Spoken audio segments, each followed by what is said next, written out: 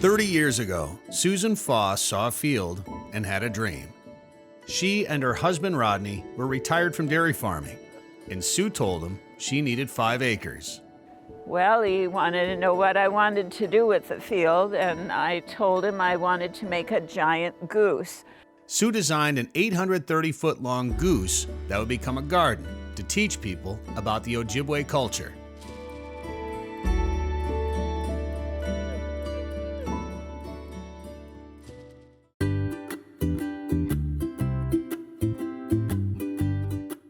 Artistically, a goose is a simple figure, and to do something this large, you have to have a simple design. Also, we adopted an Ojibwe daughter when she was just a baby, and her name was Anna Goose. And so it all fits together. I started my planning in 1989. And I started planting in about 1991. I planned the garden according to the mature height of the trees and shrubs that I planted in here. This is about 3/4 of the ways grown now. In its maturity, it actually will become a 3D goose. I've got birch trees here. That's the white part of the goose. And on the flanks, I have more birch on both sides for the flanks of the goose where it's white. Wild roses form the spine of the goose, and beside it, there's a nest with 3 mounds for eggs and a baby gosling planted with yew and hazelnuts. I thought that would be the kind of brushy look that a baby goose is.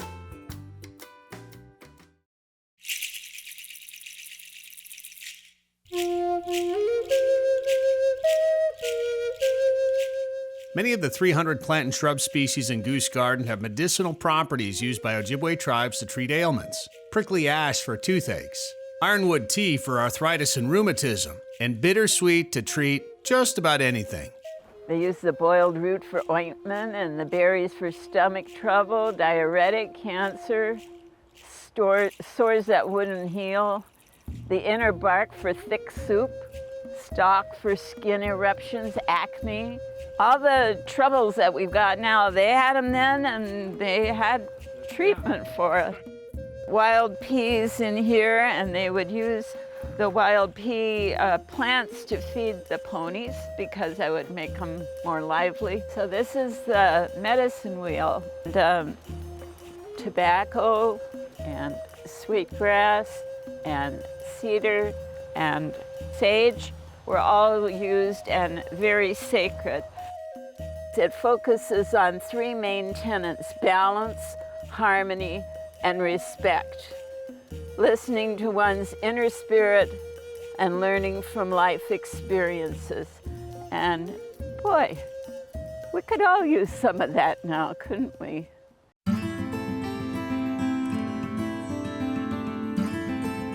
After Sue identified all the plants she wanted in Goose Garden, a vision came to her. I was sound asleep in my bed, and all of a sudden I thought, I need animals, and I need the totems that the Ojibwe use, because this is all based on Ojibwe culture and history. To make each totem, Rod welded together a metal stick figure. Susan wrapped it in wire and covered it with cement. After it dried, she stained and sealed the sculpture. The first one I did was a rattlesnake. I just was trying out to see, can I do this? And it worked out. He was the totem for the music makers, and that's why I have the drum here. Animal totems represented Ojibwe clans' responsibilities. Fish clans were teachers, and caribou, deer, and moose clans were the caregivers and comforters. The moose was a challenge to get his body right, and I even had our neighbor come over and take a look at him because he's shot a few moose in his day. I really like the moose. I talk to him when I go by, and sometimes I kiss him on the nose. The Lynx clan were the warriors, the protectors, war strategists. They broke new ground as the tribe traveled west to the Great Lakes. The Wolf Clan would take care of the people who were injured in battle, and they would also be warriors. The red-tailed hawk, that was another totem. Spiritual leaders, so they were like the priests and ministers of the clan to help people with their emotional and problems of life. It was all there, everything that we look at in psychology today. They had it all figured out already. And the Loon clan were some of the leaders and decision makers. They had a really interesting government, whereas they didn't really have a chief. They had leaders whom the people respected. The highest quality of a leader was how he was generous to his people. If they decided that, oh, I think we'll go to war, we have to do this. If you didn't want to go, you didn't go. They didn't make you go. It was your decision. The Bear Clan is one that is still in progress today.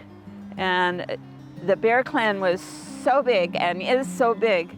You could be a bear ear, you could be a bear paw, you could be a bear nose. And a lot of Bear Clan people today will not eat bear meat because that's relatives. Some of the more than 60 sculptures in Sue's garden commemorate people such as Frances Densmore, who devoted her life to studying and recording Native American music. A boy with a feather represents 30,000 children taken from their families and forced into boarding schools. The most personal structure is a spirit house that Rod built over the buried ashes of their daughter Laura, also named Anna Goose.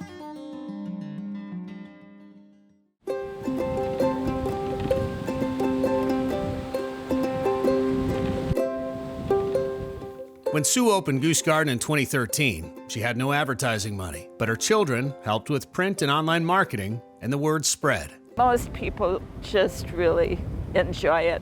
They come back again, they bring other people. The most touching one I had this year, and it was written by a Native person who said, "The Great Spirit spoke to me." That really touched me. It's all on donation because I can't afford to have somebody at the gate to take admission. And it is a 501c3 nonprofit. Susan Foss hopes that someday someone with her passion for the Ojibwe culture will take over the Minnesota Goose Garden.